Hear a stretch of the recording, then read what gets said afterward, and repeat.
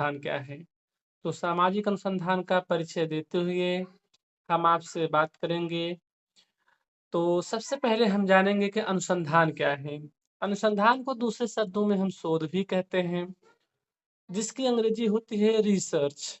री मतलब पुनः, सर्च मतलब खोजना।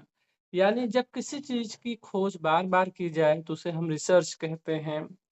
एक दूसरा शब्द जो आता है इनोवेशन। इनोवेशन का अर्थ होता है आविष्कार।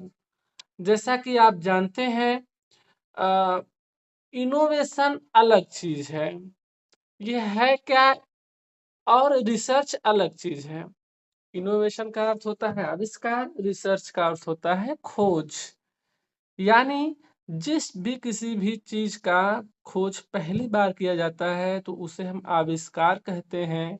और जब कोई चीज पहले से खोजी जा चुकी हो और जब उसमें हम पुनः उसका नया वर्जन, नया संस्करण की खोज करते हैं, बार बार नई चीज का उसमें हम खोज करते हैं, तो उसे हम कहते हैं रिसर्च।